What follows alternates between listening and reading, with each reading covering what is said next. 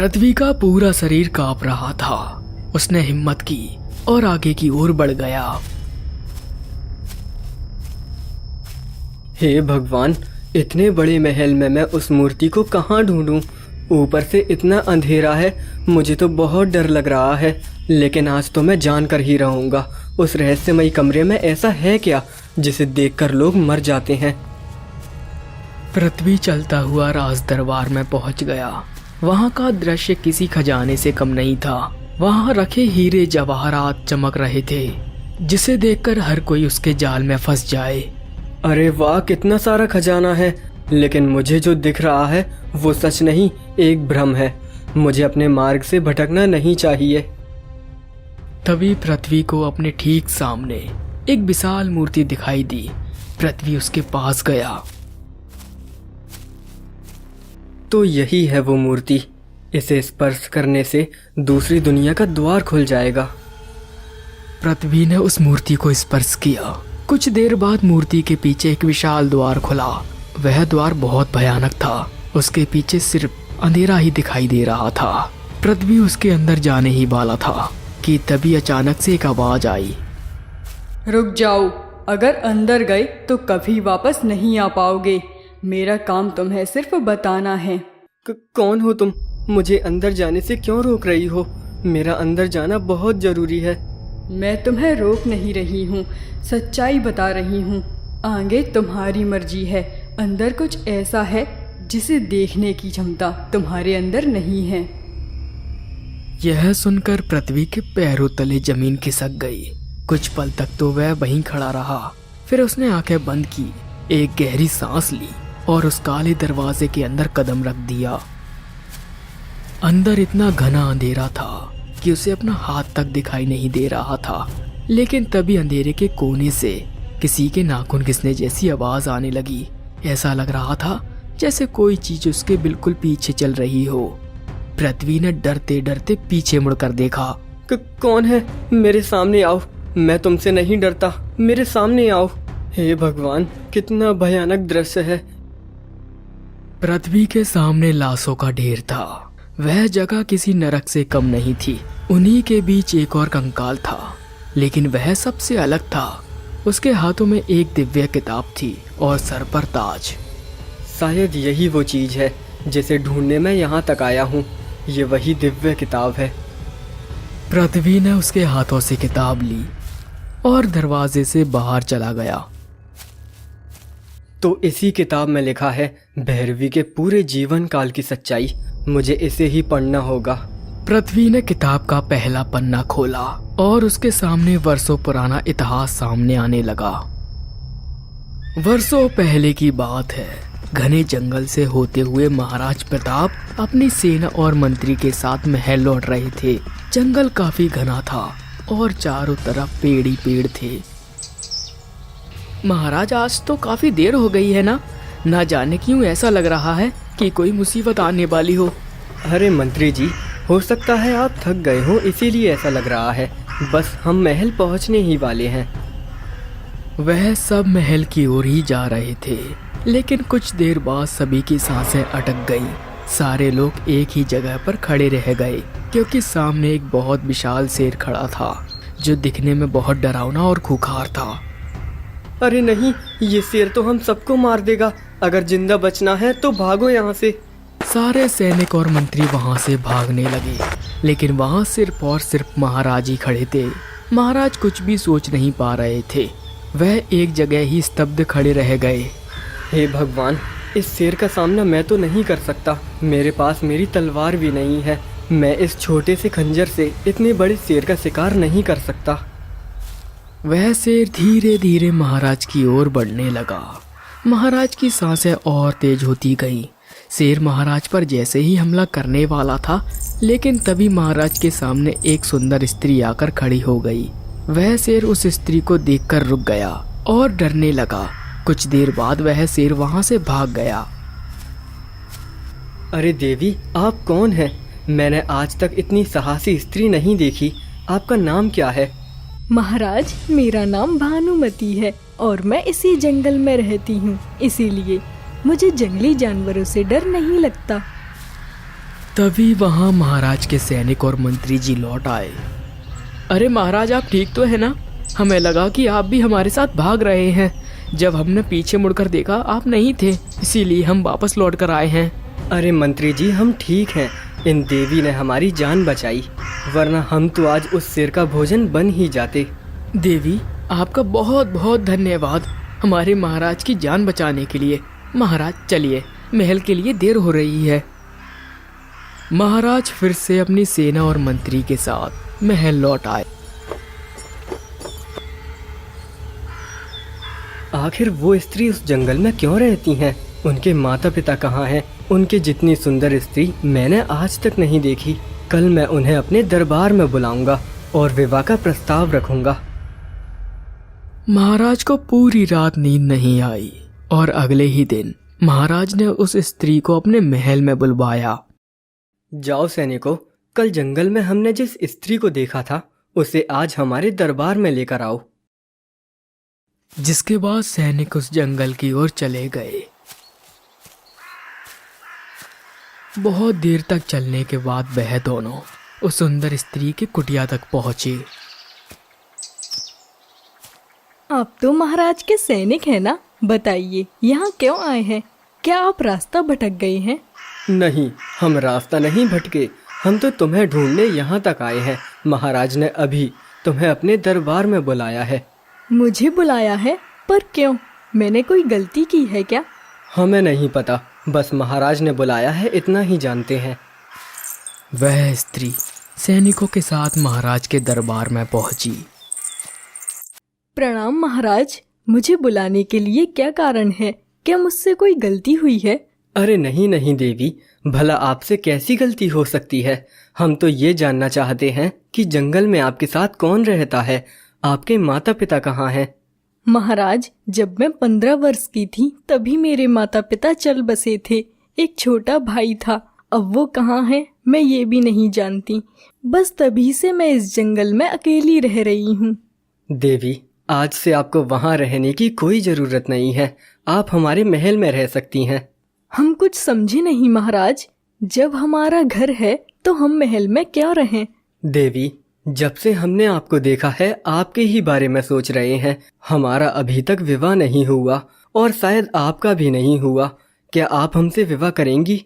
इतना सुनकर भानुमति हैरान हो गई। वह कुछ देर तक चुप रही और उसके बाद बोली, जी महाराज, मुझे मंजूर है। कुछ दिन बाद भानुमति का विवाह महाराज से हो गया। और फिर एक दिन रानी जी, आज हम आपको ऐसी जगह ले जाएंगे जो हमें अधिक प्रिय है। अरे महाराज, ऐसी कौन सी जगह है जो आपको महल से भी ज्यादा अच्छी लगती है? बस आप चलिए, हम आपको ऐसी जगह ले जाएंगे जहां जाकर आप भी बहुत खुश हो जाएंगी। महाराज और महारानी जी रथ में बैठकर दूर एक स्थान पर जा रहे थे। कुछ देर बाद एक पीपल के वृक्ष के पास उनका रथ रुका। वह वृक्ष बहुत बड़ा था। अरे महाराज, ये आप हमें कौन सी जगह ले आए हैं? बड़ी ही रहस्यमय जगह है।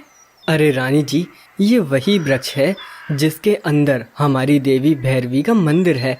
हम अक्सर यहीं आकर उनकी पूजा करते हैं।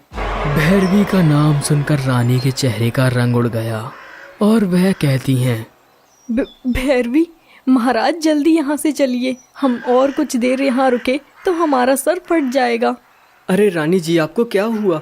जब इतनी दूर आए हैं तो दर्शन तो कर लीजिए। नहीं, मैंने कहा ना जल्दी चलिए, मुझे महल वापस जाना है। महाराज ने सैनिकों से रथ को महल की ओर ले जाने को कहा।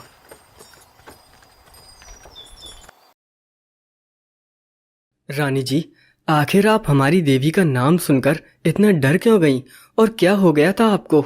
नहीं नहीं महाराज, ऐसी बात नहीं है। हम आपकी देवी से नहीं डरे। वो अचानक से हमारी तबीयत बहुत बिगड़ गई। ऐसा लग रहा है मानो एक पल भी यहाँ रुके तो हम मर ही जाएंगे। हम वहाँ फिर कभी चलेंगे। ऐसे ही 2 साल बीत गए। महाराज के घर में एक पुत्र का जन्म हुआ। सारा राज खुशियों से भर गया, लेकिन ये खुशी ज्यादा दिन नहीं टिकने वाली थी। ऐसे ही कई साल बीत गए और फिर एक दिन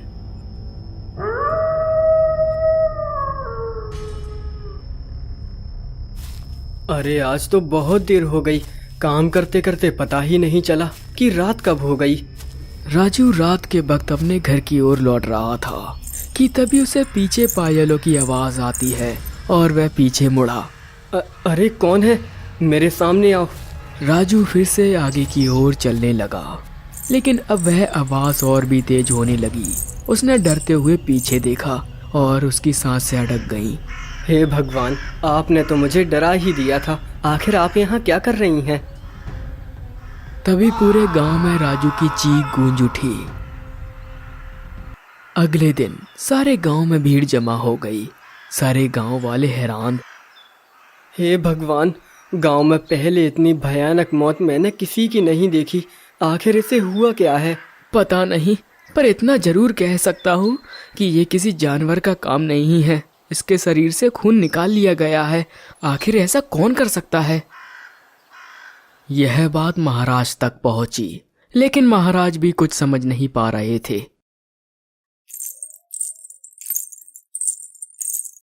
महाराज, क्या बात है? आप बड़े ही चिंतित दिखाई दे रहे हैं। कोई बात है क्या? रानी जी, आप तो जानती ही हैं, राज्य में एक रहस्यमयी मौत हुई है। न जाने उसके पीछे किसका हाथ है, क्योंकि आज तक न ऐसी मृत्यु हुई और न ही किसी की लाश मिली। अरे महाराज, कुछ चीजें ऐसी होती हैं जो मनुष्य की सोच से बिल्कुल अलग होती हैं। हो सकता है उसे कोई बीमारी हो जिसके बारे में उसने किसी को नहीं बताया। शायद आप सही कह रही हैं, ऐसा ही होगा। अगले दिन गांव में फिर से भीड़ इकट्ठा हुई, क्योंकि आज भी एक गांव वाले की लाश बरामद हुई है। उसके भी शरीर से पूरा खून निकाल लिया गया था। एक और दूसरी मौत, लेकिन हालत वही है। ये किसी जानवर का नहीं, शैतान का काम है। अरे काका, अब इस गांव में शैतान कहाँ से आएगा? हो सकता है कि कोई जहरीले सांप की वजह से ऐसा हुआ हो। उसकी वजह से ही इसका सारा खून सूख गया हो। गांव वालों ने इस बार भी नजरअंदाज कर दिया था, लेकिन गांव में मौतें होती रहीं। किसी को कुछ समझ नहीं आ रहा था। लेकिन फिर एक दिन, अरे भाई, अब तो पानी सर से ऊपर जा रहा है। हम मरे उससे पहले महाराज के पास जाना होगा। गांव के लोग महाराज के पास पहुंचे और सारी घटना उन्हें बता दी। बात तो गंभीर है, लेकिन आप सभी चिंता मत कीजिए। हम इस रहस्यमयी लाशों का पता लगाएंगे और ये भी जानेंगे कि इन सब के पीछे किसका हाथ है। रात के वक्त महाराज को नींद नहीं आ रही थी। तभी रानी जी उठी और महल के बाहर जाने लगी। अरे रानी जी, इतनी रात को कहाँ जा रही हैं? मुझे इनका पीछा करना होगा। महाराज भी उठे और रानी जी का पीछा करने लगे। वह दोनों चलते चलते महल के बाहर आ गए।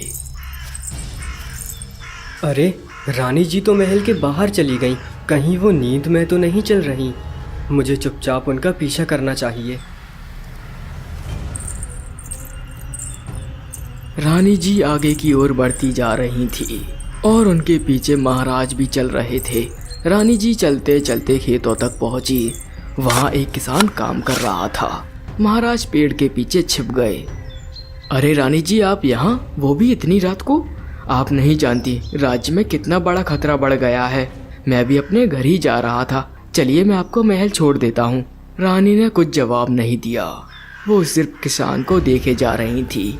रानी का ऐसा बर्ताव देखकर किसान डर गया। अरे रानी जी, क्या हुआ? आप नींद में हैं क्या? तभी रानी ने एक चुड़ैल का भेष धारण कर लिया, जिसे देख महाराज और किसान दोनों डर गए। रानी किसान के पास गई और उसका सारा खून पी लिया।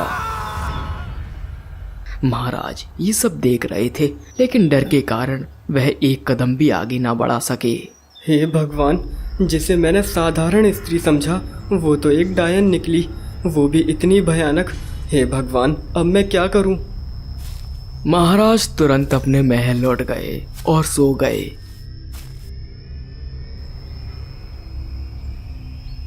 महाराज, आज आप बड़े ही चिंतित लग रहे हैं। क्या बात है? हमसे कुछ कहना चाहते हैं?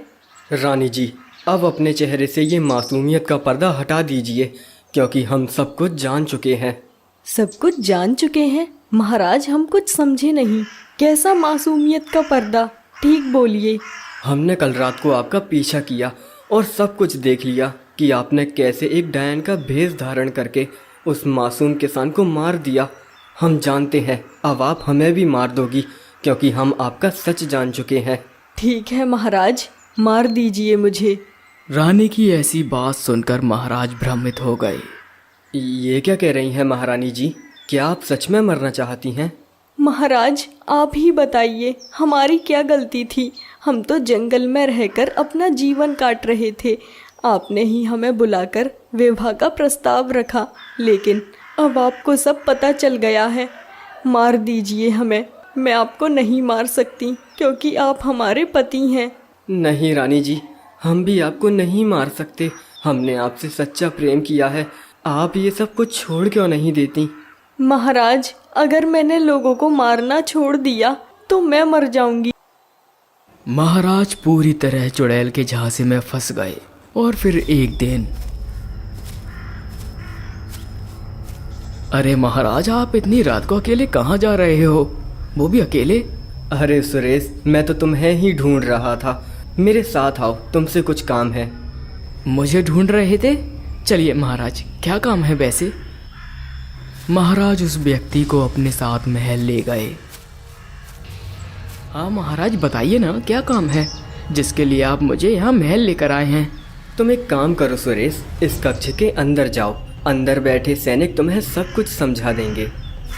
सुरेश अंदर गया, लेकिन अंदर का दृश्य देखकर उसके पैरों तले जमीन खिसक गई। उसने देखा सामने एक चुड़ैल खड़ी थी। कौन हो तुम? महाराज, महाराज बचाइए, अंदर तो चुड़ैल है महाराज।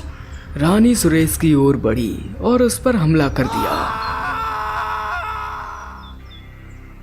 पूरे महल में उसकी दर्द भरी आवाज गूंज उठी। महाराज ने उसकी लाश को उठाया और गांव में जाकर फेंक दिया। एक दिन महाराज अपनी देवी के मंदिर जा रहे थे। महाराज आप इतनी सुबह सुबह कहाँ जा रहे हैं? अरे रानी जी, हम अपनी देवी के मंदिर जा रहे हैं। बहुत दिन हो गए हैं, हम नहीं जा पाए, इसलिए आज जा रहे हैं। नहीं महाराज, आप वहाँ मत जाइए। उन देवी से मेरा पूरा शरीर जलने लगता है। मत जाइए। क्या सच में? अच्छा ठीक है रानी जी, मैं नहीं जाऊँगा। महाराज जैसा मैं कहती हूँ आप वैसा ही कीजिए। एक लाल धागे से अपनी देवी को बांध दीजिए, जिससे उनकी सारी शक्तियाँ फीकी पड़ जाएंगी। ठीक है रानी जी, जैसा आप कहती हैं मैं वैसा ही करूँगा। आपके लिए हम देवी को भी त्याग देंगे। महाराज अपनी देवी के मंदिर गए और लाल धागे से उनकी मूर्ति को बांध दिया। देवी हमें माफ़ करना, लेकिन हमें ये करना पड़ रहा है। ऐसे ही दिन बीतते गए और महाराज गांव वालों को मरवाते रहे। लेकिन एक दिन, अरे रघु, जरा मेरे साथ तो चलो। तुम्हारे लिए एक काम है, मैं उसके बदले तुम्हें सोने के सिक्के दे दूंगा। सच में महाराज, वैसे भी मुझे पैसों की बहुत ज़रूरत थी। चलिए, वैसे काम क्या है वो तुम्हें वहीं पता चल जाएगा। चलो। दूर खड़ा प्रकाश उन दोनों की बातें सुन रहा था। वह भी महाराज और रघु का पीछा करने लगा। आखिर महाराज रघु को इतनी रात को कहाँ लेकर जा रहे हैं? प्रकाश उनका पीछा करते करते महल के पीछे पहुंच गया, लेकिन वहां का दृश्य देखकर वो डर गया। वहां एक चुड़ैल खड़ी थी। अरे महाराज, ये कौन है? आप मुझे यहाँ लेकर क्यों आए हैं? रघु, अब तुम्हें इसका खाना बनना होगा। मुझे माफ़ करना, लेकिन ये करना मेरी मजबूरी है। रानी ने पलक झपकते ही रघु पर हमला कर दिया। प्रकाश यह सब देखकर कांपने लगा। वो बहुत डर गया था। हे भगवान, जिसे हमने देवता समझा वो तो शैतान निकला। नहीं, अब ऐसा नहीं होगा। मैं ये बात सारे गांव वालों को बता दूंगा। सुबह होते ही प्रकाश ने सारे गांव वालों को महाराज की सच्चाई बता दी। न्याय होकर ही रहेगा, चाहे दोषी महाराज ही क्यों ना हो। हम महाराज और महारानी जी को नहीं छोड़ेंगे। हम उन्हीं के महल में उन्हें मार देंगे। उनके कर्मों की सजा उन्हें मिलकर रहेगी। सारे गांव वाले महल पहुंचे। उन्हें महाराज की सच्चाई पता चल चुकी थी। तभी सरपंच ने कहा, महाराज, हमें आपसे ये उम्मीद नहीं थी। हमने तो आपको देवता समझा, लेकिन आप शैतान निकले। आपने इस चुड़ैल के लिए अपनी पूरी प्रजा नष्ट कर दी। आपको तो सजा मिलकर रहेगी, साथ ही में इस चुड़ैल को भी। रही बात आपके पुत्र की, तो उसे दूसरे राज्य भेज दिया जाएगा। जिसके बाद दोनों में आग लगा दी गई और सारे गांव वाले अपने घर लौट आए। रात के वक्त एक तांत्रिक महल के अंदर आया। उसने रानी की अस्थियां उठाई और चला गया। कोई बात नहीं बड़ी बहन, इन लोगों ने तुम्हें मार दिया तो क्या हुआ?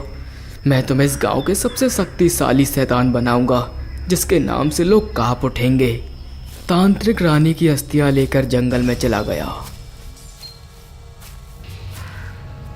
उसने काले जादू की सामग्री इकट्ठी की और पूजा करने लगा। उसे लगातार 3 दिनों तक अपनी बड़ी बहन को जागृत करने के लिए पूजा की। उसके मुंह से मंत्र एक पल के लिए भी नहीं रुक रहे थे। तभी तेज हवाओं के साथ उसके सामने एक भयानक साया प्रकट हुआ। आपने कर दिखाया भैया, मुझे इस गांव का सबसे ताकतवर पिशाच बना दिया।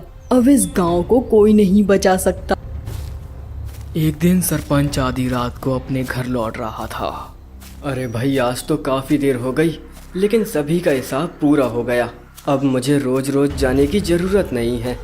तभी सेठ को पीछे से पायल की आवाज़ आई। सेठ डर गया और पीछे मुड़ा। अरे भाई, कौन है? मेरे सामने आओ, लगता है मेरा वहम होगा। सेठ फिर से आगे की ओर चलने लगा, लेकिन फिर से उसे पायलों की आवाज़ आने लगी। वह जैसे ही पीछे मुड़ा, वह डर गया। उसके हाथ पैर कांपने लगे। भैरवी, ये तो भैरवी माँ है, लेकिन ये अचानक मुझे क्यों दिखाई दे रही है? रानी सेठ पर हमला करने ही वाली थी, लेकिन सेठ के हाथों में लाल धागा देख वह डर गई और वहां से भाग गई। तभी से पूरे गांव में भैरवी का आतंक फैल गया, जबकि लोगों को रानी मार रही थी। अब समझा, रानी भानुमति ही सबको मार रही है, लेकिन भैरवी माँ का नाम तो यूं ही लगाया जा रहा है। अब रानी को मुझसे कोई नहीं बचा सकता। पृथ्वी सीधा उन बाबा जी के पास पहुंचा। तो बताओ पृथ्वी, तुम्हें क्या पता चला और क्या मिला उस रहस्यमय कमरे में? बाबा जी, मुझे उस कमरे में राजा प्रताप और माँ भैरवी के बारे में लिखी किताब मिली। मुझे पता चला कि गांव वालों को माँ भैरवी नहीं बल्कि रानी भानुमति मार रही है। अब उस रानी को ख़त्म करना मेरा काम है और मुझे अपनी पत्नी को भी सलामत ढूंढना है। मुझे बताइए, मैं क्या करूं?